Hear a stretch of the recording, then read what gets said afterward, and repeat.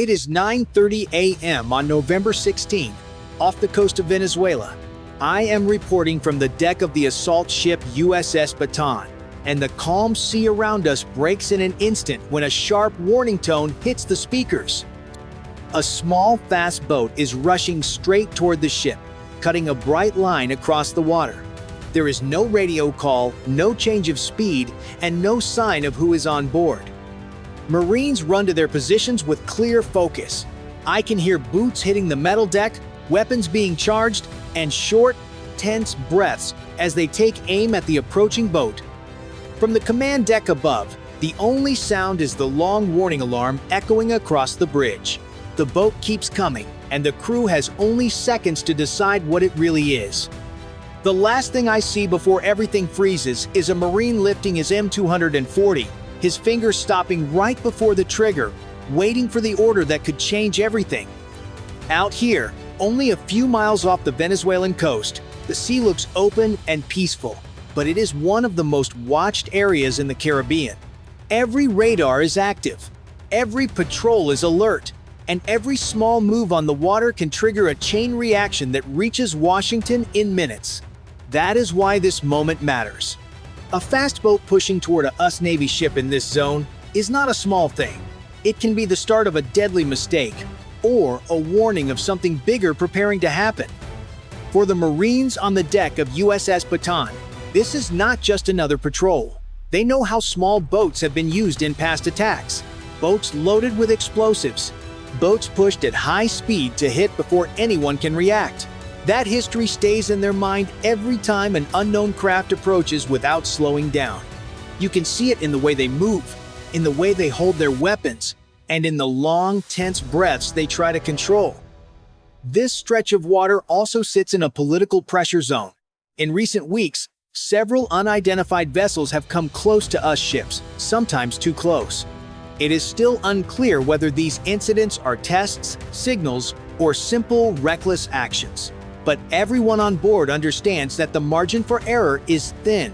One wrong call in an area like this can spark a crisis between nations that do not trust each other.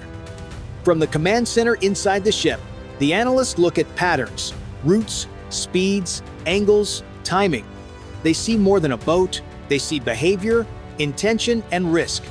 And they know that every decision the crew makes must be backed by clear proof, because one rush shot could change the entire situation overnight.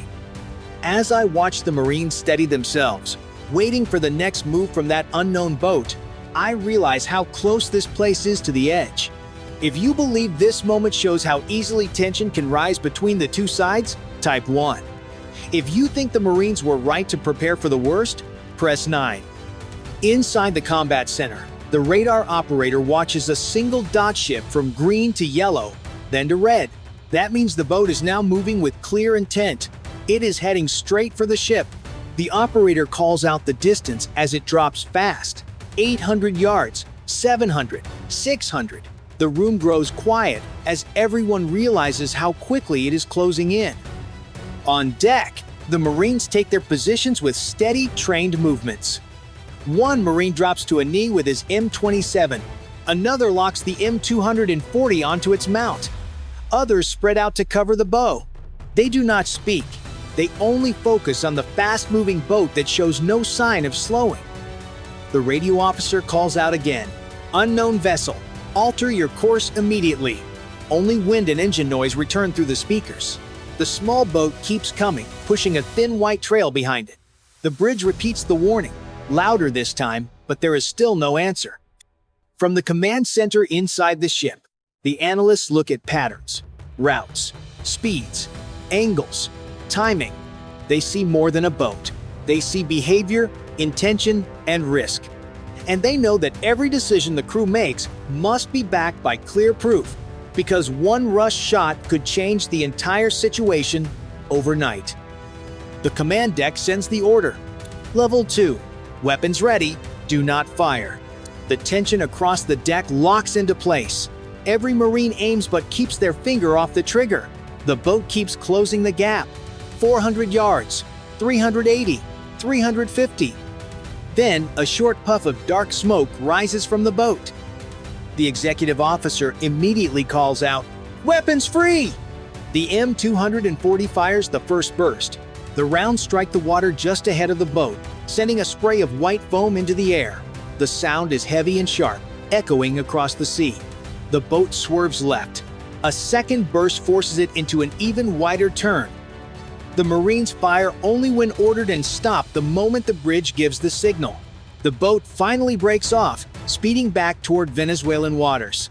The change is quick, almost rushed, as if the crew on board did not expect the Marines to react that fast.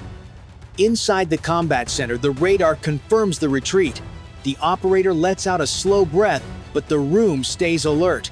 The threat may have passed, but everyone knows how fast another one could appear. From the deck, the smell of gunpowder still hangs in the air. The Marines stay in position, rifles steady, eyes locked on the sea. No one relaxes. They wait for the next call, ready for another approach. If you think the Marines fired at the exact right moment, press 1.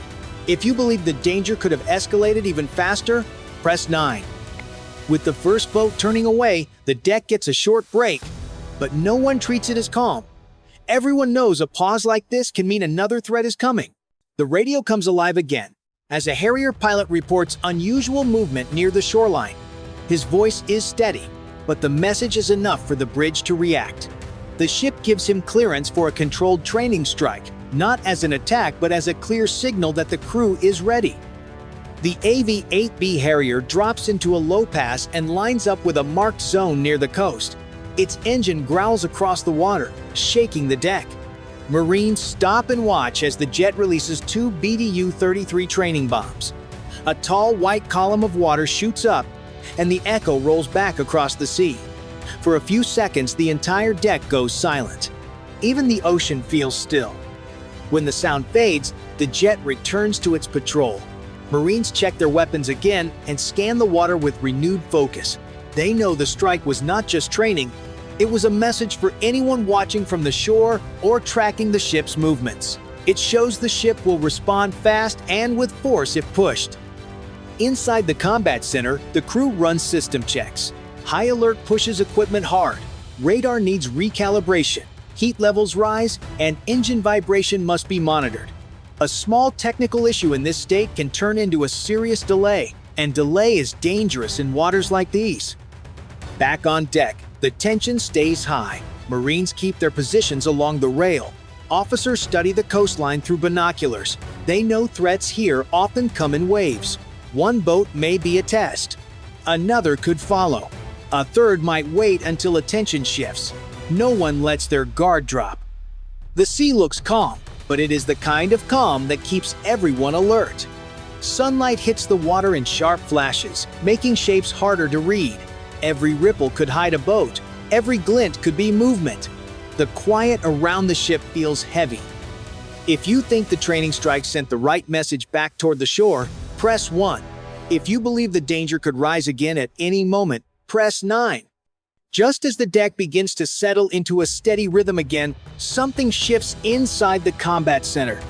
A new signal appears on the radar. It is faint, almost hidden behind surface noise, but it is moving. The operator leans forward, adjusts the display, and calls it out as a shadow contact. No transponder, no ID, no clear shape. At first, it looks like a reflection from the earlier boat, but the timing is off. Reflections do not move with their own pattern. This one does. It drifts at a slow, steady angle that lines up with the path the first boat used to escape. The room grows quiet again as everyone tries to make sense of the signal. On deck, the Marines hear the update through their radios. They shift positions, aiming toward the new sector. The sea looks normal from here, but that only makes the tension sharper. The idea that the first boat could have been a distraction spreads fast. It would not be the first time someone tried to pull attention forward while a second threat moved in from the side. I watch as the Marines adjust their stance. Their movement is slow and controlled. No panic, just focus. They scan the water for anything that looks out of place. A flash, a ripple, a shadow sitting lower than a wave should sit. For several long seconds, nothing changes. Then the radar operator updates the distance again. The signal is closing, but not fast. It is steady, almost too steady. The officers on the bridge begin to discuss options. The ship cannot fire without confirmation, but they also cannot ignore a contact moving in this pattern. It puts the crew into a careful balance between restraint and readiness. Everyone waits for the first visual. Finally, something breaks the surface. A small dark shape starts drifting toward the light. Marines lock their rifles onto it, but it does not move like a boat. It does not push water. It does not produce a wake. When it gets close enough to see clearly, the truth becomes obvious. It is debris, a broken piece of wood or fiberglass floating alone in the water. Everyone exhales at the same time. The tension drops, but only slightly. The crew now understands how close this moment came to turning into a false alarm that could have escalated into something far worse. If you think the second contact could have been a real threat hidden in the noise, press 1. If you believe the Marines handled this twist with the right level of caution, press 9.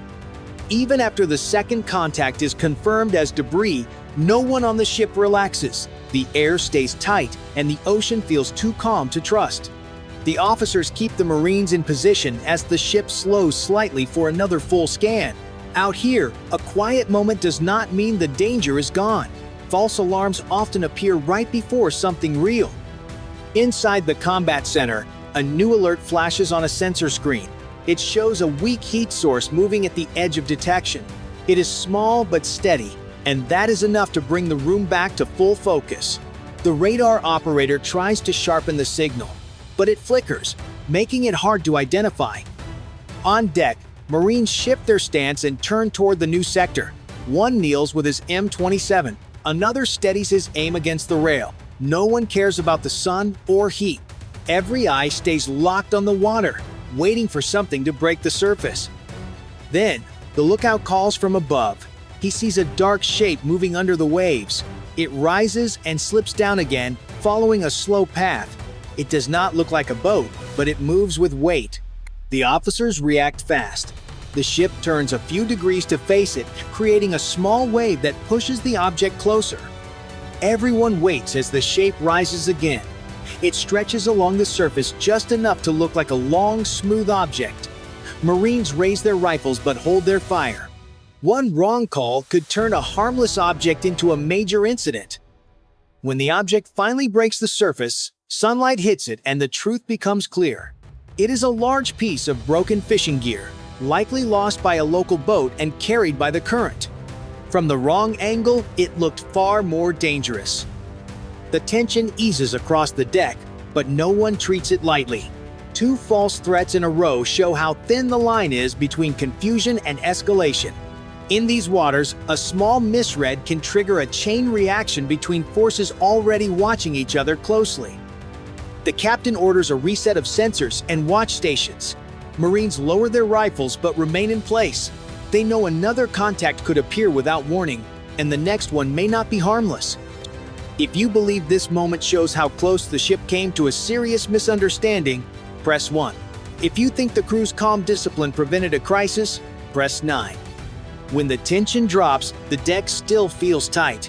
The Marines stay along the rail, watching the coastline as if something could appear without warning. Two false threats in one morning remind everyone how quickly calm water can turn into a crisis, and how close the ship came to reacting to something that was not real. Inside the combat center, the crew checks every radar sweep and heat reading again. They confirm the first boat's retreat, the drifting debris, and the fishing gear that looked dangerous underwater. Each detail matters. In this region, a small mistake can reach far beyond the ship. On deck, Marines rotate but keep their guard up. No one talks. They all understand how firing too soon or too late can change everything. Their discipline kept the situation under control, and everyone feels the weight of that. The officers discuss the bigger picture. More small boats have moved close to us ships in recent weeks. Some may be harmless, others not. The real danger is not knowing which one you are facing until seconds before it reaches you.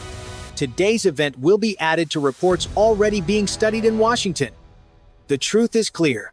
Even small, cheap vessels can force a powerful warship into full alert in an instant.